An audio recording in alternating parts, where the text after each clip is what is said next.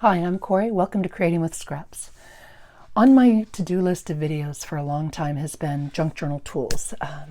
And somebody asked the other day about what tools I would suggest or recommend. And I have a little bit different take or twist than somebody else might. And my reasoning is this. When I was new, people said, get this, use this, buy that, what have you.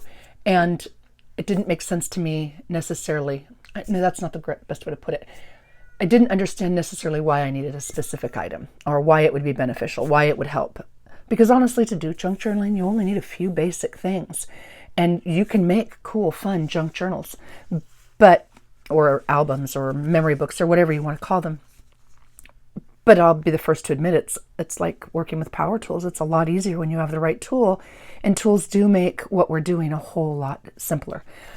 So I'm not going to talk about consumables at all. And what I mean by consumables is things like paper that you use once and it's on your journal, or ribbon or lace or twine or any of those things, adhesive, because those are the things you use all the time, but then they run out.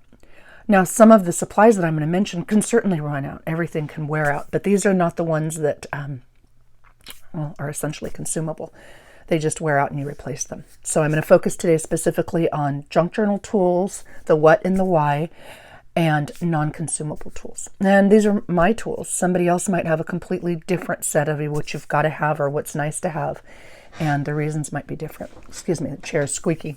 All right, must have. I'm going to start with just the things you absolutely must have. And paper is a consumable, but to make a junk journal, you really only have to have, 5 things maybe. You've got to have some kind of a paper and an adhesive, whatever your binding adhesive system is, whether it's glue or tape or sewing or what have you. You can make an entire junk journal and not use a single speck of glue. You can sew the whole thing, or you can use string and tie the whole thing. Scissors, some kind of a binding system, some way to put your spine in and hold it together, whatever that might be, and a ruler. I suppose you could probably get by without a ruler, but I don't know anybody that would want to. So those are a must-have. You've got to have those.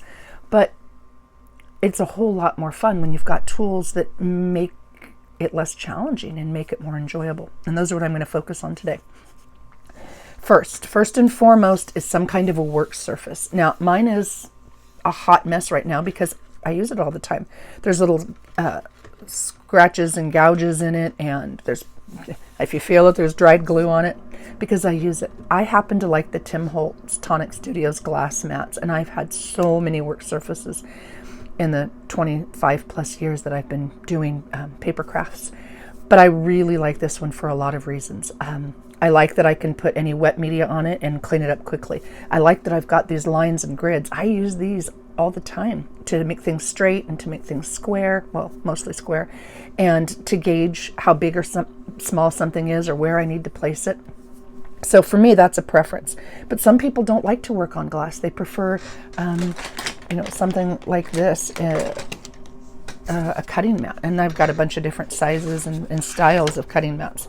But something else with a more plastic finish or feel to it. You can see this one is really old. It's been well loved. So a work surface of some sort. And my preference for the glass mat, and I wouldn't do without the cutting mat, don't get me wrong, but my preference for the glass mat is simply because with a little bit of hand sanitizer, I can get up all the old glue or glaze or embossing powder or anything else I've spilled on here. I like that I can put ink or paint or water or any of that other stuff on here and not ruin the surface or have it be wet for a long time. And I really like the grids. So what I don't like to do is cut on it. You can cut on a glass mat. In fact, I used to cut titles by hand, and we used a glass mat or a piece of picture frame glass for it. But it scratches, and then the gouges go into it. So I tend to use a standard cutting mat for that. But work surface. My work surface and why. The next thing I would say, and this is me, but a sewing machine. Now, do you have to have a sewing machine? No.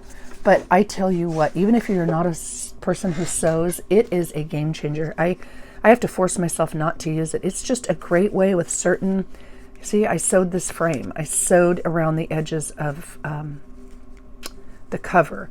I sewed on this bit of old lace. I mean, this is just one itty bitty book. This triple pocket. This is a really fun pocket. I need to revisit this some more. But this little pocket I sewed on the vellum because, or tracing paper, because tracing paper just, I find, works a whole lot better when you sew it in place. It doesn't have to be a new sewing machine. It doesn't have to be a fancy sewing machine. You don't have to be a seamstress. You don't even have to know what you're doing. You turn it on and you push the foot pedal or the thumb pedal and you go.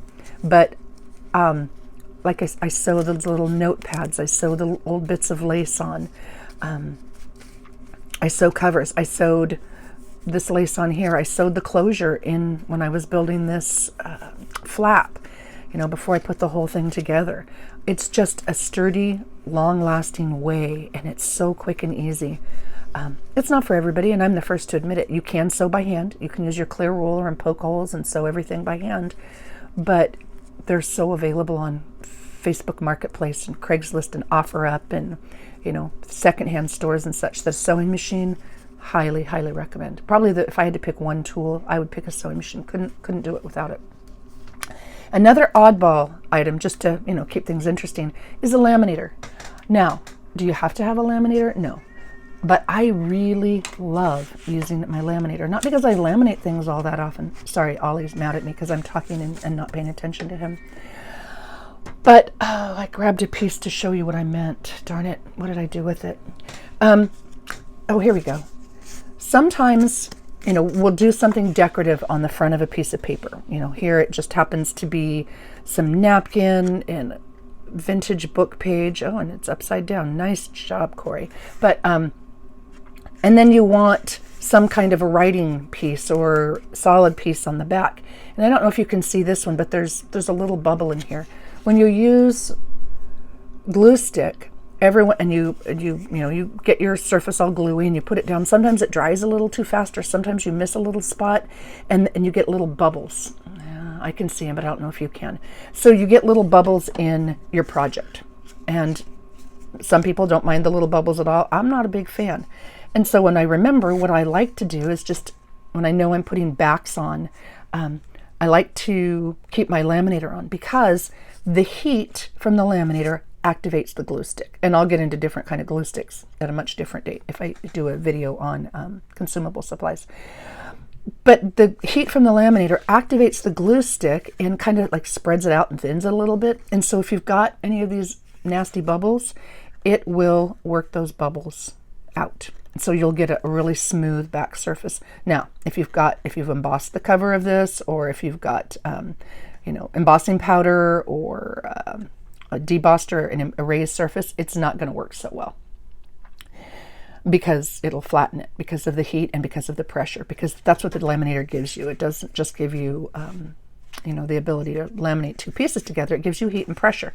And I don't know if you can even see it, but now I have absolutely no space. There's no raised bubbles. There's no, I don't know, there's no distance, I guess, between the backing piece that I put on and then the front of it.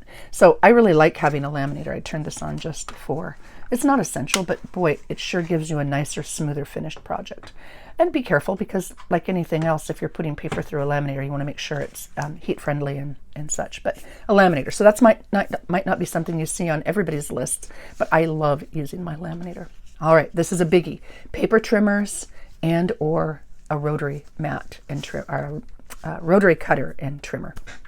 All right, I, in my years and years, have had, I don't even know, dozens and dozens of paper trimmers.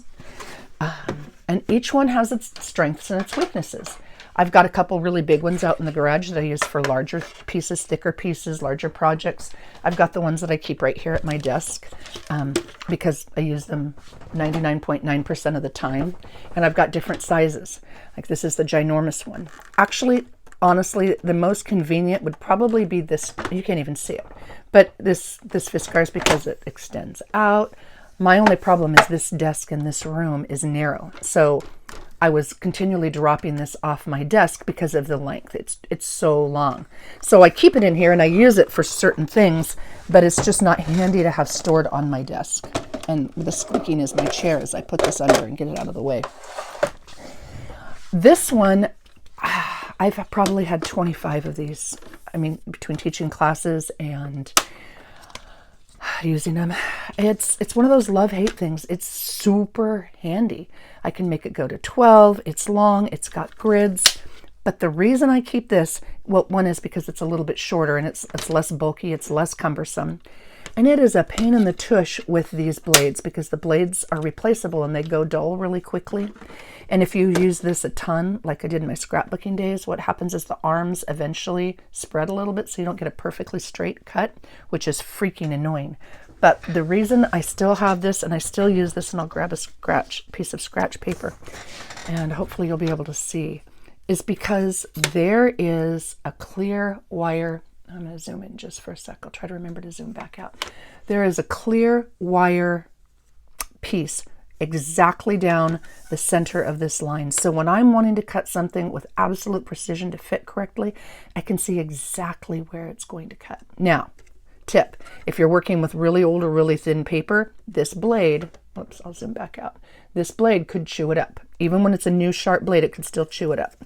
If you're doing that, put a second piece of paper under it or over it, right? So this is just a thin scrap from a project I was using. I have it here to show something else.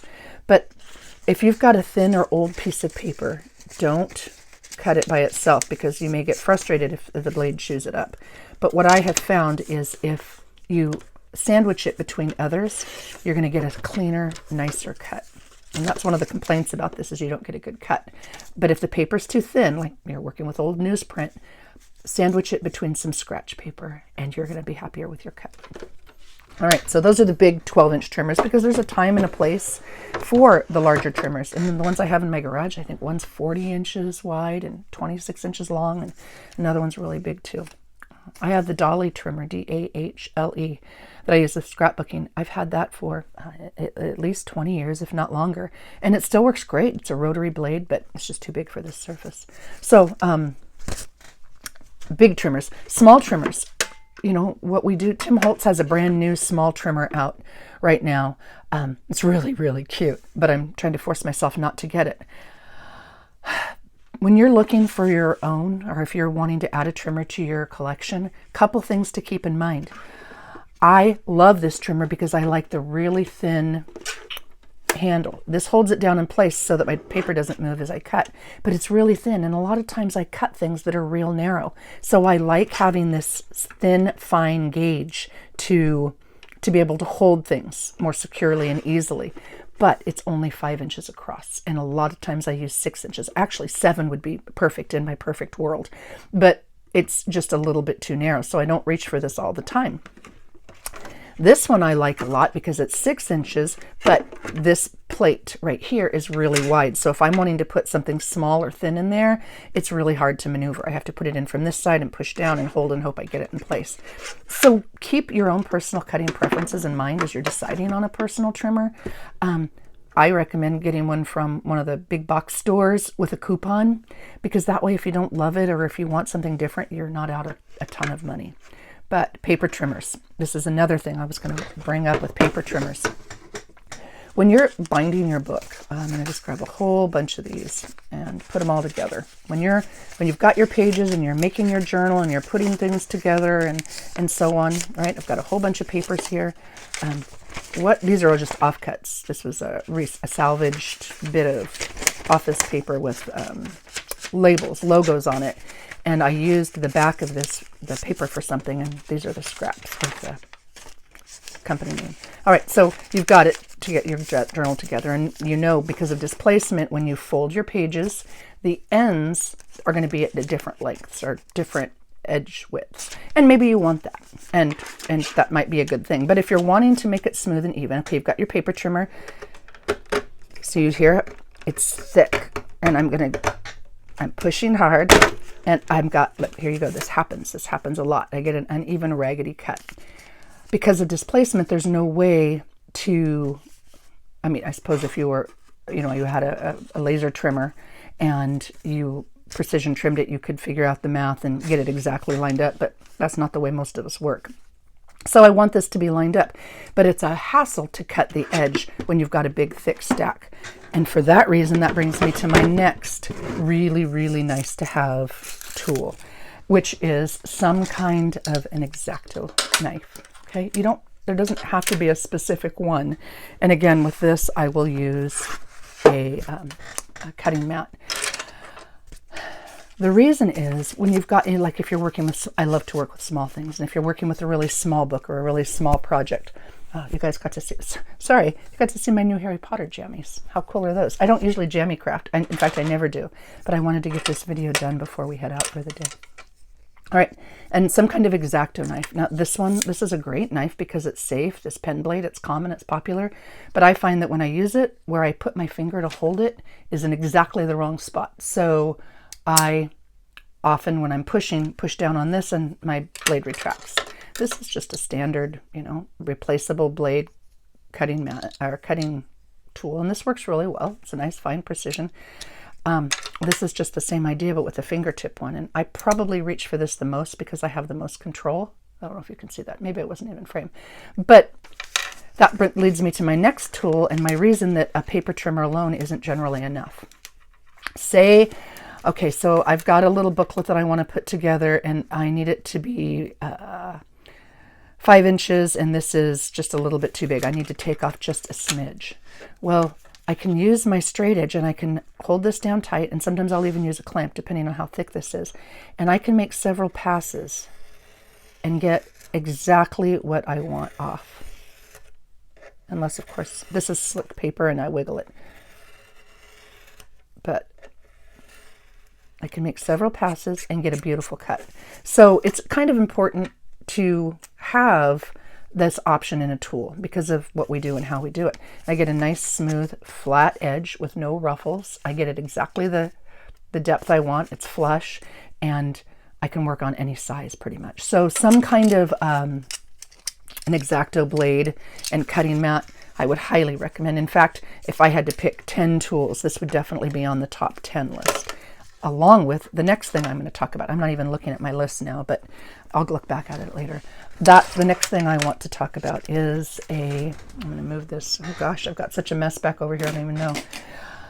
Some kind of a clear ruler. And if you're looking for a clear ruler and you think, oh, well, I've got one from, the 29-cent ruler or what have you from my kids. These are great and they work, but this is not what I would recommend. I would recommend a quilting ruler, and maybe other crafts use them too. But a couple reasons for it. One, the back of these has kind of like a little bit of a rough texture, so it holds on your paper really well, but it's still clear. Also, the lines, I don't know if you can see it, but the lines run through this, and so as you're lining something up, you're lining it up with a surface here, but you also have a line right through it. And if you're drawing lines or if you're trying to measure things up, super handy. I probably have a dozen of these little guys because the size, it works so perfectly. It's just a 6-inch. I like the yellow markings on top, and then there's black. So I've got my 1/4 inch and my 1/2 inch markings on this, which is also really, really handy. And then Tim Holtz has one with holes. So like this one's great if you were wanting to, you don't have a sewing machine yet, you want to see if you like sewing, you can use your pokey tool, the next thing, and poke holes in a straight line so that you can sew by hand. Also, it's got a center 0, which is really handy if you're trying to figure out where the exact center is without having to do a lot of math. You just line this up and then move it to the right or left until you've got equidistance on both sides. Again, same thing with the grids on top and the grids underneath to keep things straight and square. So a clear ruler is a super handy tool. And again, I would go look at one of the box stores probably, or a quilting store, and get one of the quilting style rulers. Those come in handy all the time. Pokey tool. All right, pokey tool. I mentioned that you've got to have some kind of a binding system, and for roughly $10 on Amazon, you can get a book binding kit system, what have you. And most of them come with some combination. Ouch. Ooh, I just got myself. I put it in here so I don't poke myself, and then I poked myself. Anyway, they come with some combination of an awl, which allows you to poke the holes in your spine, some kind of twine or string or waxed linen, which is my favorite, maybe in different colors. Many of them will come with a bone folder. I forgot this was in here. That's really, really good to know, because that's coming up to another item. And some kind of needles, gives you needles to sew them. And that allows you to put the, if you don't sew it like I do with the sewing machine, it allows you to put your pages into your book. It allows you to create that spine. A pokey tool. A pokey tool comes in handy for that, of course, but it also comes in handy for many other things. If you're setting eyelets, if you're wanting to sew something onto the page, if you're wanting to put a brad on a page, and there's a whole bunch of different kinds. There's not like a one and done. This is, somebody mentioned they use an old ice pick, and I found this really cool old ice pick. And as you can see, there's different gauges on these pokey tools, like how wide the tip is. And here's you can use the thumbtack. Here's one that's more needle-like, back from. So you can see there's a variety of pokey tools, and they come in handy. Like I said, why do you need them? Brads, eyelets, your center signature. I'm sure. If you're going to sew on your page, like if you're wanting to put French knots or something, some decorative element, these are super, super handy to have.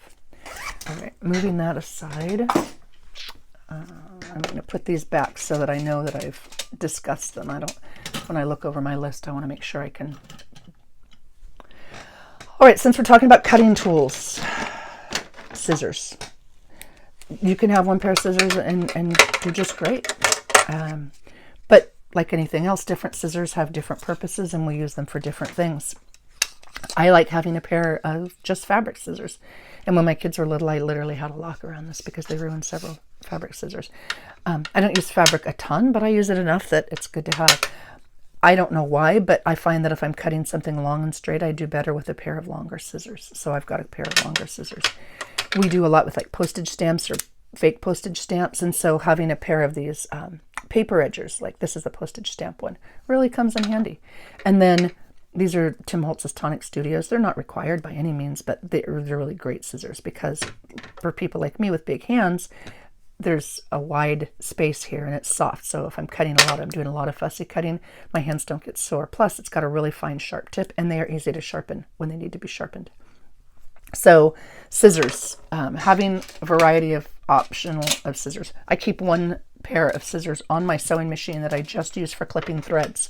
I have one of those heavy duty magnets on the base of the machine, down below on the box that holds it up, or the tray that holds it up. And I just keep scissors there just because it's super handy.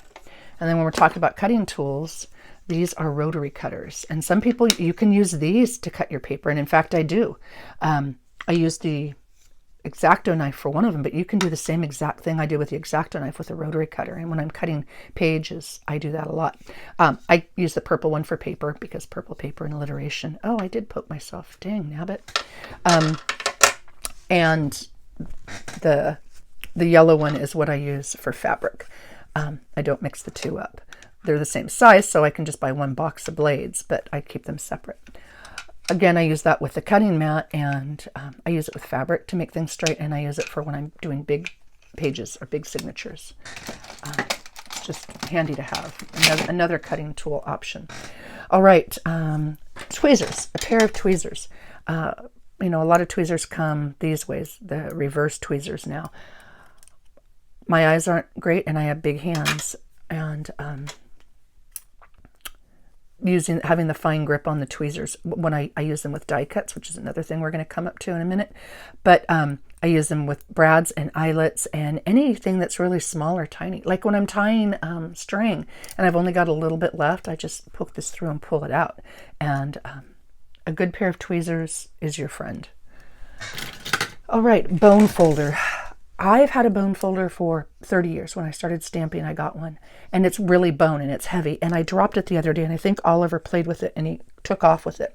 So I'll have to I hunted a little bit, but I have to find it, because a bone folder is just a really cool thing to have.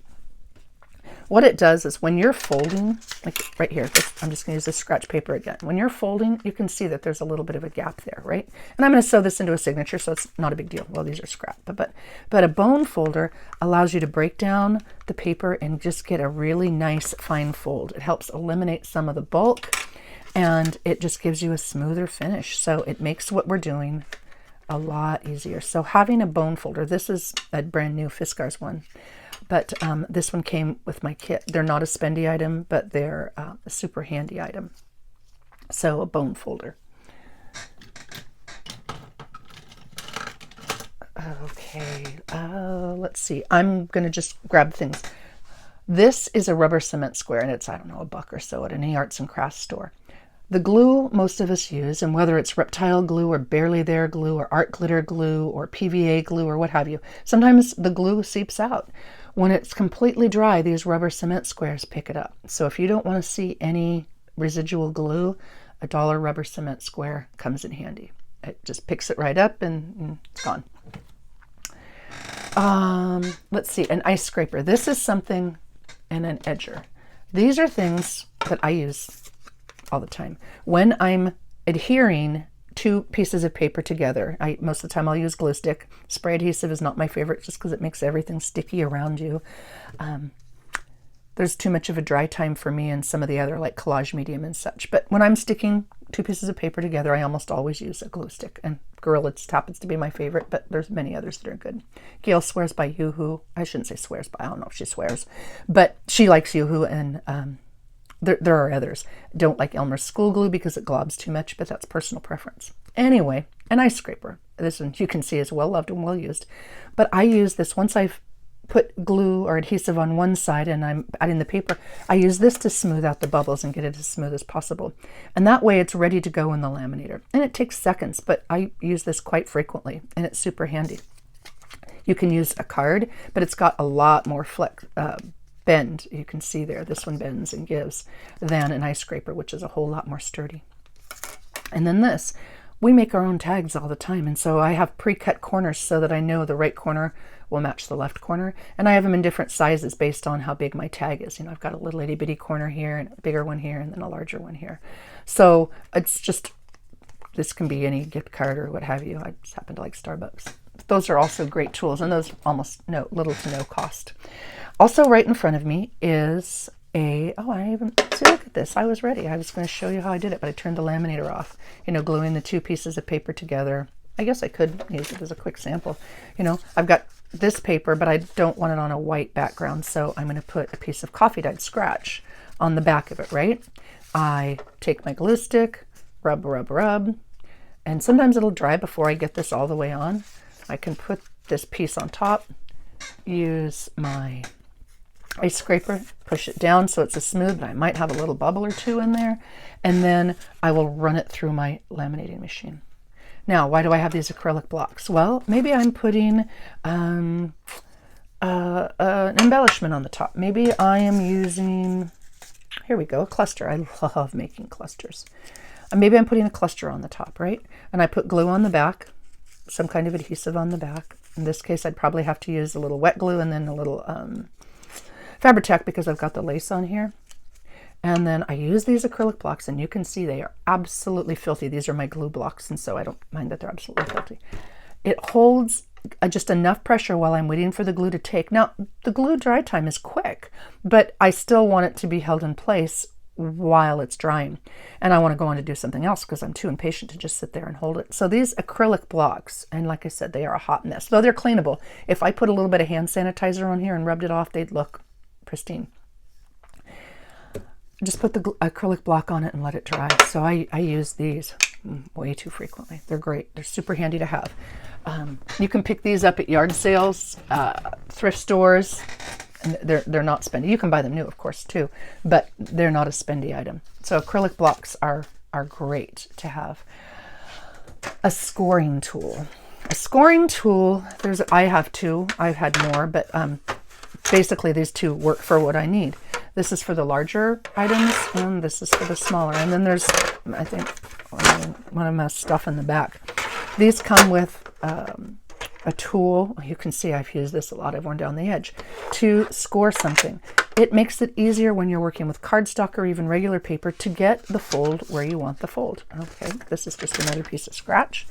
And I need, or I want to be able to fold this in, right? And I want it to be in a straight line. So I just score it and fold it. Now, if you score down, you fold back, but I never do it that way, honestly. If I score down, I fold down. That's just kind of how I do it. And it gives you a nice straight line, and you know where to press your fold. Score tools, a scoreboard comes in handy. I want to say I use one over the other, but that's what I keep on my desk for the smaller projects, and this I keep down below when I need something larger. So I wouldn't necessarily say you have to have one over the other. Just think about what you do and what size things you make. And, you know, if you're wanting one, that's why. So a score tool, and I'm kind of putting them back as I do it so that I don't do something silly.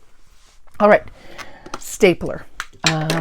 I sew a lot, but I also like to staple. It just breaks up the look and gives you a different effect, putting two things together. This is a Tim Holtz mini attacher, and there are other mini attachers, and you can see the size of the staple. And this is just a standard office stapler. All right, you can see. Now you can change the color of the staples if you're working on something vintage. Alcohol ink will alter these, and I do that. I have staples that are I use caramel or caramel and latte a lot, and that'll give you an older vintage looking staple. And I just literally, I put the staple in one of my dishes, the small little glass baking dishes, ramekins or souffle cups, whatever you want to call them. And I drop a couple drops of alcohol ink on it, and I let it sit, and then I have a bin of the stained staples. But staples, it gives you, I mean, you do have the back piece, but when I make matchbooks, I use these, and I use them for other things too, just to change up the look a little bit. So a stapler or a couple staplers is a really, really handy thing to have. Hole punches. This one happens to be, it has a hole punch on either side. It's a crocodile, so it'll punch through a thicker stack. It's hydraulic so that it gives you more pressure and you can make bigger holes. But it also has the eyelet setter, which I almost never use. But it has the eyelet setter at the top, and then it has the hole punch here. I rarely use it for a couple reasons. One, I don't like that these sizes are good, but it's harder for me to line it up exactly. And then this, I don't like the way the eyelet setter spreads the brad in the back. I use it sometimes, sure. If I'm using it for, something that the back's not going to show, I don't care. I'll reach it, I'll grab for it. This is a long arm hole punch. Comes in really handy if I'm, reaching down into a page. But honestly, what I use most often is, they have them now. Fiskars has some. I saw them just the other day at a craft store. But I use these things for my eyelets, eyelet setter and hole punch, because these are spring loaded, so I can put them anywhere on the page. They have different circle size openings. I just drop it in. It's magnetic, so it holds it in place. I put it wherever I want. I pull it up and I push it down, and it makes the hole. It'll go through thick fabrics. I've done it in leather. If I've got some thicker dimension, it'll work there. But it also has tips that spread the eyelets, and it spreads it in a flower-like pattern. So change my tip, and I get I split the eyelets basically. So this is old, but they're still available by different brands. Like I said, I saw a Fiskars one the other day. And when I'm making holes in random places and when I'm setting eyelets, this is what I reach for. Though the others are certainly good options as well. Okay, hole punch, hole setter. Let's go over here. Okay, craft knife. These are cheap old Pampered Chef dollar knives, and I've had these for a really long time. And you can see they're kind of beat up. Every once in a while I put something on the wrong spot, or I flip it upside down like I did the music sheet. But these are great because they're flat, and well, mostly flat. And you can slide it under and lift something up. And if it's going to be glued back down, it won't show. Well, you can see I've lifted some heavy things up because it bent this knife. But just a cheap old craft dollar knife from Pampered Chef or what have you. Emery board. It's basically sandpaper in an easy manner. One of the things I'll get to pretty quick is dies and die cut machines. And every once in a while, depending on what you're cutting, you might have a little jaggedy edge, or you don't cut something perfectly smoothly. Well, it takes seconds to use this emery board to smooth out your edges of your paper. So having one of those on hand in your work area is super handy. Since we're talking about punches, these two are Are these two the same ones? Did I grab the same ones? I could have, because I think I have two of the same one, maybe. Oh, this is a hole punch. This is a large hydraulic hole punch. Sorry. This is just a deeper arm, bigger hole punch, you know, for whatever I need. So hole punch, that goes on the other one. But this, and here we go, this. These are hole punches that are just, oops, sorry about that. I'm sure it was really loud on the glass. This one is a hang tab hole punch. And it gives you, it's wide and it's pretty big, and it's just a great option for certain things. It's just handy. And this is a name badge or slot hole punch. And you can see it's significantly smaller than this one, so it works better with smaller tags and such. But it also has this really cool feature of you can line it up and make this as long as you want. You can bring this all the way down your page. You know, you can make this as long as you want. The paper's crooked, which is why it's crooked, but super handy to have these options. Different kinds of hole punches. All right. Since we're working on punches, I'm going to go with a corner rounder. Sometimes, I mean, like here's squared corners on this one. Whoops, squared corners. But every once in a while, oh, here you go.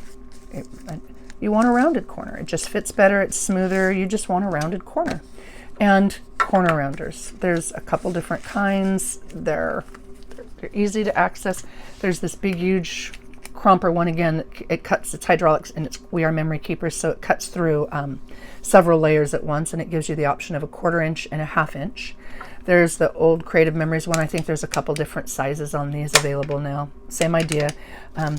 It just, well, here you can see this one won't work so well because it's too thick. Yeah, this is way too thick. But it just gives you, well, this paper's too thin. Just gives you a rounded corner. And then this is, I think, a We Are Memory Keepers one, and it gives it in millimeters. And I blew that the other day. I said centimeters, but I meant centimeters are these ones, and the little itty bitty ones in between are millimeters. I don't use it very often, so I didn't say it correctly. But it gives you, you know, the option to cut different depths on the corners. So, you know, there's no one right one to get.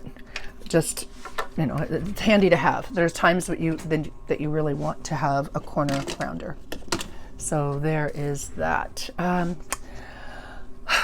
This is controversial because they're so hard to get now. This is a Stampin' Up! Tab punch, and people pay quite a bit of money these days to get them, but it makes a great little tab. So it's, if you have it, I bought it back when it was out and available. I don't even know how many years ago, but it makes a great little tab for many of our projects, for the tops or the sides or page turns or what have you. But I think it was Tracy Fox that I saw do this a couple years ago, and if it wasn't Tracy, please forgive me, but I think it was. She showed a hack that you can do with circle punches, and that leads me to my next item, circle punches. Circle punches are just, I couldn't survive without them. You can use the Creative Memory circle system or circle dies, but circle punches are just handy. So let's say I don't have this particular punch. I don't have it, but I really want that particular look. So what I'm going to do is, think, Corey, I have to think. I haven't made one of these in a while. So I'm going to punch. I'm going to fold a piece of paper over, right, and punch. And I can use it just like this, certainly.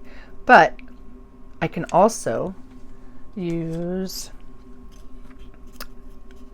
a pair of scissors. Do I usually do it like this? Oh, I usually do it like this. And I take a smaller circle punch and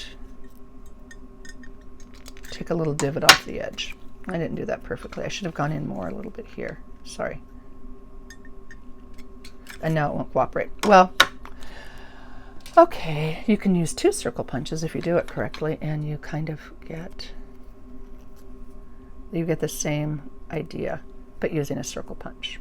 It's not exactly the same, but it's pretty darn close. And if you're needing a tab, it'll work. Okay, so you can see you can use a circle punch to make a tab if you don't have a tab slot.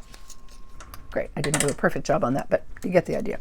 All right, that brings me to my next thing, circle punches. You know, if you've got coupons or what have you, I think it's a great idea to have a variety of circle punches or circle dies or circle cutters, whatever, on hand. We just use them a lot. You can do a ton with them. You can stack 4 circles together and fold it over to make an envelope. You can make embellishments. You can make flowers. You can make You cut little divots at the end, you know, at the ends of pages. Do I have any in this one? I don't even know. I just grabbed this book in case of, I'll be danged, I don't have one.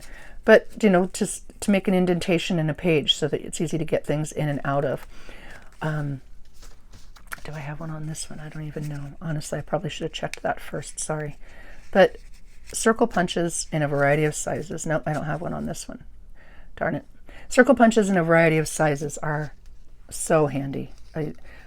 If you don't have them, you know, invest in one. Maybe like start with a 1 inch and then work from there, because that's just a good standard size to have. Or if you've got, like I said, the circle system, that works well too. But some kind of a way to make circles is really handy. All right, put that out of the way. I've got to clean up my mess a little bit. Okay, next. Okay, I've got all that stuff over there. All right, keep it moving. Sorry, this is going to be way longer than I had intended. Story of my life. Envelope punch. Now, you don't have to have an envelope punch. You don't. It's not required. But you put envelopes in our books quite frequently. Here's a scratch piece of paper, and this one happened. You need it to be mostly square. This one is about 7 inches. I use small ones a lot, so I use my little scoreboard. So this, it's not quite 7 inches, so I'm going to just push a divot right here, or push the board right there. And while it's in, on the side, I don't even know if you can see, on the side of the board is a knife. It's kind of like a bone folder, and then you use that after you've made your punch or your divot. You score along the edge that it comes with, and then you turn it and you line up the edge again with the edge on the notch puncher, and you punch and you score, and you do the same thing for all 4 sides. Punch and score. And then the last one, punch and score. Sorry, it usually goes a little quicker, but I'm talking and doing it at the same time. So in like 30 seconds, oh, I blew that. Oh, it's not square. That's why. This is what happens. Great example. Plan this. Not. This is what happens when it's not square. So you have to start off with a square piece. And then in a matter of seconds, you have a wonky envelope. Now, if it's square, you won't get a wonky envelope. You only measure the first time, and then from there, and we use envelopes all the time. It's a great way to use scratch paper. And I use both sizes frequently. I probably use the little one more often because I like to make smaller things. But an envelope punch board comes in handy. And my new favorite thing to do with these envelopes is to sew them in like we did Stamperia Force. So I've made this envelope and I'm putting my signature together, right? I'm going to put this in. Before I glue anything down, I will sew this into my spine, right? And then I'll glue it closed. And then built into my journal, I have an envelope. So you don't have to have an envelope scoreboard for that. You could certainly cut it by hand. It's just easy and handy. And I can sew this into my spine, and I've got an envelope into it. Now, of course, you could make it long and fold it in half and do it that way too, but it's just another option. So envelope scoreboard, super duper handy. Printer. Printer's another thing on my list. You don't have to have a printer. You can take things to any copy shop, especially if you like to use digitals, but a printer is really nice to have. And I think that's everything except my very, very favorite. I couldn't live without this tool. Dies are my personal kryptonite. I love dies. I love die cutting machines. I've loved them forever. I've had big ones, small ones, whatever. No secret that I love creating with scraps, and you use scraps with die cut machines. This one is old. This Big Shot, I'm going to zoom out just a little bit. This Big Shot is old. I've had it for a long time. There are electronic machines if you've got arthritis, or you use them a lot, or you don't like to turn the handle. You just push it in and push a button, and it'll push through for you. It gives you the pressure and it'll cut. There are little ones. I keep this on my desktop. I use it, I would say, every single time I create. And a die cut machine. Why do you need a die cut machine? Because a lot of what we do produces a need for embellishment. And these die cuts are ways I use scraps, and there are ways I embellish. These are just simple clusters. There are ways I embellish what I'm making. And with the die cut, die cut machines, you have a couple options. I mean, there's way more, and there's a lot of ways to do these, but I won't go into it now. There's Jennifer McGuire is an incredible crafter who mostly makes cards, and she has a gazillion great videos on ways to use embossing plates, and I did an embossed one and showed you. But these are 3D embossing plates, and there's regular embossing plates, and what it does is it gives you a debossed surface or a concave surface, and it gives you an embossed surface, and I'll show you. So that's these, and you use these through the bigger machine. It doesn't work with the little ones. I have a little bit of ink on here, and by going over it, it'll make the image stand out a little bit more. It's probably not the easiest or best way, but I'll show you. All right, so you put your paper in the embossing folder, and you can use them over and over in a gazillion different times and ways. This is just the residual ink on my ink blending tool. And it gives you a really cool image. It's not a lot of dimension, right? It doesn't add a lot of bulk to your page, but it really adds a lot of interest. So with these machines, you can use an embossing folder. You can also use steel plate dies, right? This is just a recent one. Like I said, dies are my kryptonite. I love these things. I have a little bitty scrap, right? Look, I've got a scrap right here. And I want to cut out this dandelion. This happens to be I'm going to move this to the side. This happens to be a Simon Says Stamp dandelion, but I'm not a brand snob. I don't much care. My personal preference is I find I get a cleaner, clearer impression, easier to remove if I lay the die down on my die surface. I put the paper on top of it, and then I put the sandwich piece here. Now my machine, these plates need to be replaced, and I've got them. they still work. So I almost always put a little shim. This happens to be just a piece of heavier cardstock. So when I'm doing this, I almost always put a shim. If you need it to be an exact place, if you're working with a small piece, use some purple tape or washi tape to hold it in place. And then I go through my machine. Sometimes I'll go through twice just to make sure I cut it correctly. All right. Couple things about this. I recently watched a Tim Holtz video. These work great on a glass surface. If you're doing a lot of die cutting and you want it to stay for a while, just spritz your glass surface with water. Put this down. And it's staying. It's not going anywhere for a while, which is really handy. You don't have to worry about it moving when you're cutting. But with just a little twist, it comes right up. So that's another nice thing about that particular size. Plus, it's just handy. All right. So here is my die cut image, right? I use that small size a lot because I use a lot of small dies. Now I can layer this, I can color this, I can ink this, I can, put a little pool of ink on my table. I can use colored pens or colored pencils or crayons or watercolors, whatever. But when I've got scraps like this, I just run a whole bunch of dies and love them, love them. And Simon Says Stamp has a whole bunch, but there's a whole bunch of different kinds. I saw the fox and I thought of Tracy immediately. So I knew I wanted to get this. Tracy Fox from Love Junk Journals. Tracy Fox Creative. Squirrel, that may well be my word for 2022 because squirrel, I do it all the time. And my daughter's named Miko, the daughter who gave me Breck. Her nickname is Miko, and it had all three of those, so I knew I had to have this when I saw it. And they're just steel plate dies. They're small. These are what, 1.5 inches, 2 inches, something like that. But dies have so many options. This one is a tag. It's a tag on a tag. So this little tag has a pocket. So you cut this with the die, and it gives you a little pocket. Instant Christmas tags. I'll just cut this and back it, and then there's a ho ho ho tag ready to go, and in the back I'll put to and from. There's a new sunflower stem I thought was really, really pretty, so I just recently purchased these. And a large rounded tag. I don't have a die or a punch with this shape, but I thought it would be nice to mix it up in my journals. And then this dahlia, I thought the dahlia was beautiful. And then the Tim Holtz stack die that so many of us use to put little bits and pieces of ephemera in. So all of these that you've seen a gazillion times are used with a die cut machine. I mean, it doesn't matter again what kind of die cut machine you have. All right, this is way longer than I intended, but I so hope it's helpful for new people and old people alike to give you, remind you of the tools that you have and why we use them. and maybe give you some new ideas for ways to use them. The last thing I'm going to mention is this, and this is just me because of the way I work. I like to work in a neat space, and I use adhesive and ink on just about everything. And so I made these boxes. I have a video showing how to do it if you're interested in making one yourself. I make this box to hold everything and keep it sturdy. Like this is drawer liner, tool drawer liner, so that it doesn't slide around and it holds steady. And then it just holds all these tools so my work surface doesn't get untidy. So I couldn't create without that. Well, I could, but I just wouldn't want to.